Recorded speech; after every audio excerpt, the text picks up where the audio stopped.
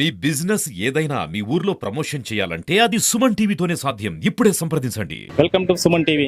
ప్రస్తుతం మేము అన్నమయ్య జిల్లా గాలివీడులో ఉన్నాము. ప్రస్తుతం గాలివీడు గేటు దగ్గర నులివీడు పోయే మార్గంలో ఆర్ఎండ్బి స్థలం విషయంలో వ్యాపారస్తులు ఆర్ఎండ్బి వాళ్ళకు రెవెన్యూ వాళ్ళకి గొడవ జరిగి ఇక్కడ వచ్చి ఈ రెవెన్యూ వాళ్ళు ఆర్ఎండ్బి స్థలం అని చెప్పి వాళ్ళు నోటీసు ఇచ్చి ఖాళీ చేయమని చెప్పారు. కానీ వీళ్ళు గత 40-50 ఏళ్ళ నుంచి మేము ఇక్కడే ఉన్నాము. పక్కా రిజిస్టర్తో సహా తర్వాత కరెంట్ బిల్లు అన్ని విషయాల్లో కూడా మనకు పక్కా ఎవిడెన్స్ మా దగ్గర ఉన్నాయి. కానీ వీళ్ళు ఆర్ఎండ్బి వాళ్ళు మా స్థలం అని చెప్పి వ్యాపారస్తులకు ఇక్కడ ఉండే ప్రజెంట్ వ్యాపారస్తులకు కొల్లగొట్టడం జరిగింది. కానీ వీళ్ళు చాలా నష్టపోయినాము. మేము వీళ్ళ వల్ల మాకు నోటీసులు ఏమీ లేదు. కానీ ఒకసారి నోటీస్ ఇచ్చేసి తర్వాత వచ్చి సైలెంట్ అయిపోయి మళ్ళీ సడన్గా వచ్చి మా రేకు సెట్లు ఇక్కడ ఉండే అన్నీ కూడా కూల్చి వేయడం జరిగింది అని చెప్పి ఆవేదన వ్యక్తం చేస్తున్నారు. ఈ విషయం వచ్చి వీళ్ళని అడిగి ఒకసారి తెలుసుకుందాము. అయ్యా, నారా చంద్రబాబు నాయుడు గారికి, లోకేష్ గారికి, పవన్ కళ్యాణ్ గారికి మా తరపున నమస్కారాలు. న్యాయం చేస్తారని మీకు ఇలా మేము మాట్లాడుతూ ఉంటాము. మాది అన్నమయ్య జిల్లా గాలివీడు మండలం గోరాన్ చెరు గ్రామం గేటకాడపల్లి వాసులము మేము. అయ్యా, మేము ఇక్కడ 100 ఏళ్ళ నుంచి కాపురాలు ఉండాము. మాకు ఇది వచ్చి ఆర్ఎంపీ స్థలం అంటారు. ఆర్ఎంపీ స్థలం వచ్చి ఎకరా 80 సెంట్లు ఉంది సార్. ఎకరా 80 సెంట్లో ఆ పక్కకు పగలకుండా మా ఇంటి కాడికి వచ్చి మా మీద దౌర్జన్యాలు చేస్తాండారు సార్. పోతే ఎకరా 80 సెంట్ మొత్తం పోవాలి, కానీ మా ఒక 11 మంది 13 మందిలకే అన్యాయం చేస్తాండారు సార్. న్యాయం చేస్తే అందరికి న్యాయం జరగాల్సిందే సార్.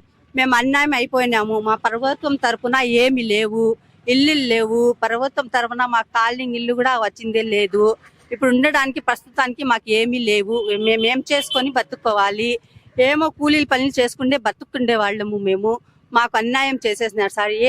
ఏ ఒక నాయకుడు కూడా వచ్చి మాకు ఇంత అన్యాయం జరిగినా కూడా ఇక్కడికి వచ్చి ఏమ్మా మీ ఇబ్బందులు ఏమి, మీకు ఎట్లా జరిగింది, మీకేమైంది అని అడిగే వాళ్ళే లేరు. మేము ఇట్లా వీళ్ళు వచ్చి మాట్లాడుతున్నాం, పోతాండాం, పట్టించుకునే వాళ్ళే ఎవరు లేరు సార్. న్యాయం చేస్తే మీరే చేయాలి సార్. మేము యాడికి పోవాలి, మేము ఎక్కడ ఉండాలి, మేము పిల్లల్ని తీసుకొని ఎక్కడ ఉండాలి సార్? కావాలంటే విచారించుకోండి మరి సార్. మాకు ఇల్లు లేవు, ఏమి లేవు, చేన్లు లేవు, ఏం లేవు సార్. మేము రోడ్డు మీద పడిపోయినాము. మాకు న్యాయం కావాల్సిందే. ఎకరా 80 సెంట్ పోతే మాది పోయింటే ఏమో అనుకోవచ్చు. ఇది కుట్రాగా చేసిన పనులకి మాకే ఎందుకు తీసినారు సార్? మేము యాడికి పోవాలి? మేము ఉండే వాళ్ళం కాదు, అప్పులు సప్పులు చేసుకొని బతుక్కుండే వాళ్ళము. మా కడుపు మీద కొట్టినారు సార్. మా కడుపు కాలింది. అందుకని మా పిల్లోడు పోయి అడ్డపడితే మా పిల్లోడిని పోలీసులు ఎట్లా కొట్టినారంటే రోడ్డు మీద లాగి అట్లా కొట్టేసినారు సార్. మా పిల్లోడు స్రోకలిపోయి పడిపోయినాడు సార్. వారు ఏమైనా అయింటే హాని ఎవరు సార్? మాకు ఎక్కడికి పోయినా న్యాయం జరగడం లేదు సార్. పోలీస్ స్టేషన్ చుట్టూ ఎన్నోసార్లు తిరిగినాం. ఎంఆర్ఓ మేడం దగ్గర ఎన్నోసార్లు తిరిగినాం. ఎవ్వరు పట్టించుకోవడం లేదు సార్. మాకైతే మీరే న్యాయం చేయాలి. మా బాధ మీరు వినాలి సార్. మా పేదవాళ్ళ బాధ మీరు వినాలి సార్. డబ్బులు ఉండే వాళ్ళకి ఒక మాట, లేని వాళ్ళకి ఒక మాట. మేము రోడ్డు మీద రానే వాళ్ళేమో కాదు. ఈ ఇల్లు పగలగట్టి వీధులు చేసేసినాడు. మేము ఎక్కడంటే అంతగడ పడి చస్తా ఉన్నాం సార్. మాకు వచ్చి ఎవరైనా అడిగే వాళ్ళే లేరు. మీరు న్యాయం చేయాలి సార్. మీరు న్యాయం చేస్తారని కోరుకుంటూ మీ దగ్గరికి వచ్చినాం సార్. నమస్కారం సార్ అందరికీ. నా తరఫున చెప్పండి, ఏం సమస్య? మీ సమస్య ఎందుకు? మా సమస్య ఏమి లేదు సార్. మేము 100 ఏళ్ళ మట్టి ఉన్నాం. మేము కూడా మా నాయన వచ్చి తాగుడుపోతుడు. ఆయన తాగుడుపోతు అయితే మేము వచ్చి 9 మంది అయినా కూడా మా నాయనకు వచ్చేసి మేము 9 మంది ఇన్నే ఉన్నాం సార్. 9 మంది ఇన్నే కుటుంబం ఉంటే 100 ఏళ్ళ మట్టి ఉన్నాం. వాళ్ళు ఎప్పుడు పాల్గొట్టలే. ఇప్పుడు వచ్చి ఇది 15 ఏళ్ళకు ముందు ఇట్లే రేకులు షెడ్ వేసింటే ఆ షెడ్ తొలగించేసి రేకులు ఎత్తుకొని పోయి హాస్పిటల్ పోలీస్ స్టేషన్లో పెట్టినారు. మా పిల్లవాళ్ళకి ఎత్తుకొని పోయి సెంట్రల్ జైల్లో వేసినారు. 2 పిల్లవాళ్ళకు, 3 పిల్లలు ఆడింటి మేము అక్సర్లు పడి పిల్లలు ఇది తెలియక మేము తీసుకొని వచ్చి మళ్ళీ జామీన్ మీద ఇడిపించుకొని వచ్చి ఆ నెట్టి గమ్మునుండేసి మళ్ళా 1 నెల తర్వాత మళ్ళా కొట్లాటకు వేసుకున్నారు. మేము లేని చూసి ఆ రేకులన్నీ పాల్గొట్టేసి ఎత్తుకొని వెళ్ళిపోయినారు. అంతా 150 మంది అంతా వచ్చినారు. వచ్చి ఏం చేసినారు? మాకు వచ్చేసిన వాళ్ళకి మాకు ఏమీ తెలియదు. మాకు ఏమి అడవిలో చేయడం లేదు, ఊళ్ళో ఇండ్లు లేదు. దాంతో కాబట్టి మేము కడుపాత్రం చేసుకుంటున్నాం. మాకు ఆధార్ కార్డులో మీరే చూసుకోండి. ఇది ఆర్ఎండ్బి స్థలం అంటున్నారు, R&B ప్రభుత్వ స్థలం అంటున్నారు. ఆ. కానీ ఇప్పుడు మీరు ఎన్ని సంవత్సరాల నుంచి ఇక్కడ ఉంటున్నారు? మీరు 100 ఏళ్ల మట్టి ఉన్నాం సార్. ప్రభుత్వ సంవత్సరమే అన్నారు అన్ని. ఈ వచ్చేసి ఎకరా 80 సెంట్లు ఇది. ఎకరా 80 సెంట్లలో అందరికీ నోటీసులు ఇచ్చినారని చెప్పేసి వచ్చి మా 9 మందికే ఇది చేసి పడగొట్టేసినారు సార్. మీరు ఎందుకు పగలగొట్టినారు? అన్ని పగలగొట్టండి అన్నాం మేము. అన్ని పగలగొట్టండి రండి, మాది పగలగొట్టండి అన్నాం. ఆయన ఎంఆర్ఆర్ సార్ వచ్చేసి మేము ఈ కాగితాలను ఇస్తే ఈ చెల్లవు అని పారేసి వచ్చి రేకుల సెట్లు ఉంటుంది. మా కొటాలు పెట్టుకొని బాత్రూమ్ ఉంది, లెట్రిన్ రూమ్ ఉంది, అన్నీ ఉన్నాయి సార్. ఇవన్నీ పెట్టుకొని ఆమె వచ్చి రేకుల సెట్లు అంటుంది. ఆమె కొటాలు మేము 100 ఏళ్ల మట్టి ఉన్నాం మేము. ఎవరికి ఇది చేయకుండా మా అన్ని టోర్నమెంట్ ఇది చేసినారు. మాకు ఏ బలంగా మాకు ఏమీ లేదు. మేము ఆ ఇంటితో మేము పూటకు తెచ్చి తీసుకుంటున్నాం. వ్యాపారం చేసుకొని అరటికాయలంట, జ్యూస్ బండి అంట, ఆటో అంట ఇట్లా తోలుకొని చేసుకుంటున్నాం సార్. మేము మా వల్ల ఏం రోడ్డు మీద పడబెట్టారు మాకు. ఇప్పుడు ఆ సమస్య నిన్న 30 సంవత్సరాల ముందు స్థలం కొన్నాక సార్, నాకు ముందు బొంకునింది. బొంకున్న తర్వాత 30 సంవత్సరాల స్థలం కొనుక్కున్నా. నాకు పక్కాగా తీసి చేయించినారు గవర్నమెంట్ సబ్సిడీలో. అప్పటి నుంచి నా సొంత తావు కాదని చెప్పి నేను బొంకు రెడీ చేసుకుని మన స్తోమత కట్టుకోలేక బొంకు పెట్టుకొని వ్యాపారం చేసుకుంటా బతుకుంటాను.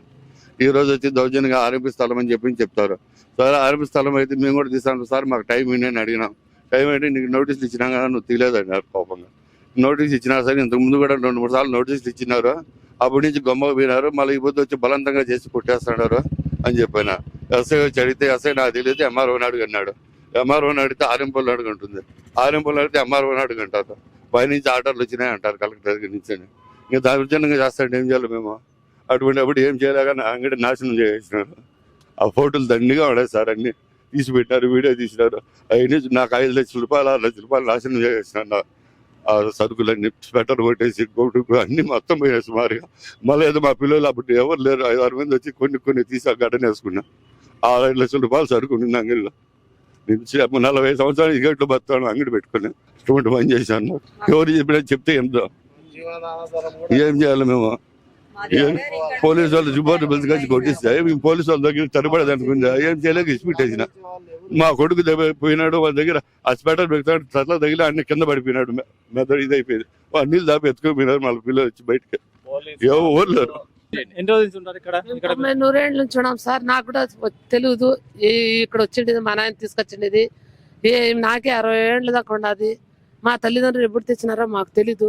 మా నాయన చాలా బీదవాడు. 9 మంది బిడ్డలు మేము. ఇళ్లల్లో పనులు చేసుకొని మా నాయనకు మేము పెద్దవాళ్ళము సాకినాము.